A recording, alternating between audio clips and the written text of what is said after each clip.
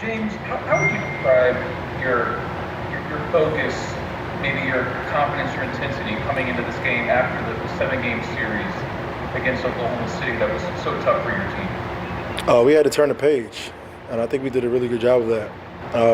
Yesterday, just having one day to prepare, guys were focused, guys were locked in on what they love to do, and how can we just be active, and how can we just affect that, affect their rhythm offensively, defensively, just making sure that we're on the same page and we have each other's backs. And they came out with a lot of energy, but we just sustained it and just continue to play our game. I think if we just continue to do that, we'll give ourselves a chance.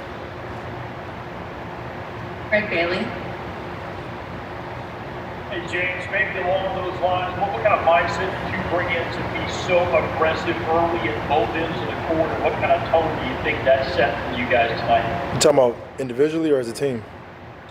Maybe individually for you with the way you scored and defended particularly early to kind of get you guys going. Yeah, I mean, this is sincere. They're a really good team. They're number one in our conference, and so we had to get off to a really good start, and we did that. We were just competing until we figured out what they were doing, and we just try to keep attacking. They're a good team, and when you give them opportunities to play slow and play into their hands, they have the advantage. So we wanted to keep our pace up. And defensively be active, make those guys work as hard as we can, and make everything tough for them. Jonathan Tagan. The way you guys have been defending in the postseason and really in the bubble the whole time, does it take a great deal of pressure off to not have to go out and score 120 to win? Yeah, because games aren't going to be, obviously we want to make shots. Guys don't try not to make shots, but obviously if shots aren't falling for us, we have something to fall back on, and that's our defense, and we've been showing that. And even in our last series in OKC, there were a few games where we didn't shoot the ball well, but our defense won us basketball games, and that's a great sign for our team. Thank you. Mark Berman.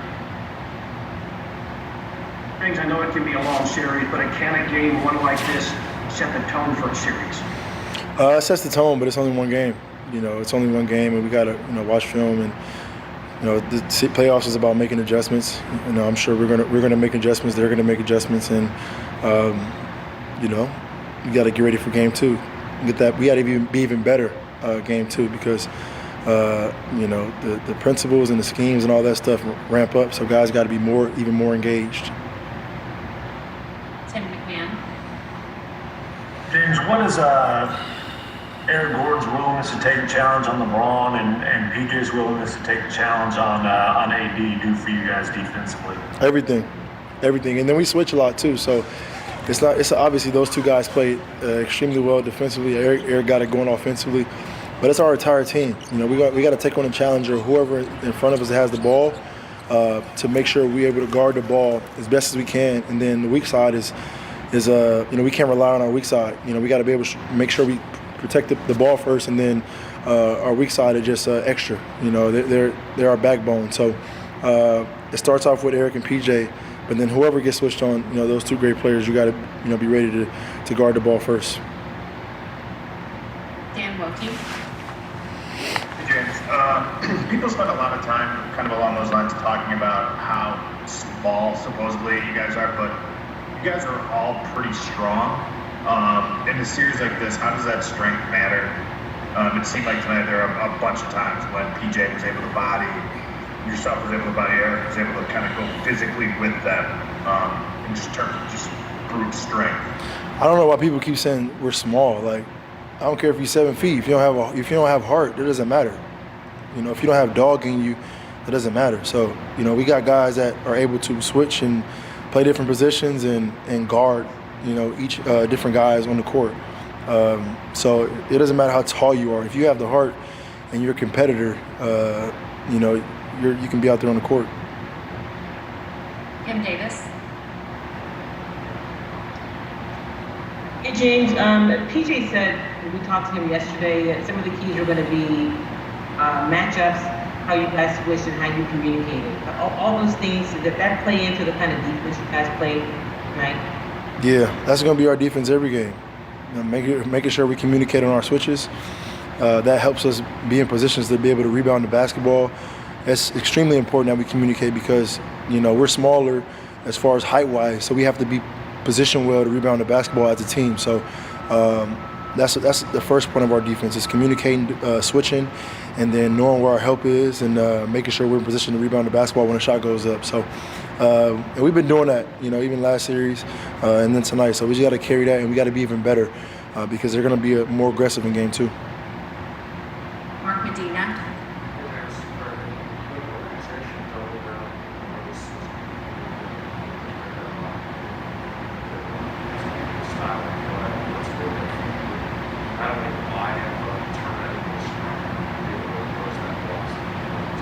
The key is just going out there and competing and having heart. I think they saw something as far as giving us opportunities and spacing, and then we brought a shooter in, so the rim is more open for guys to drive.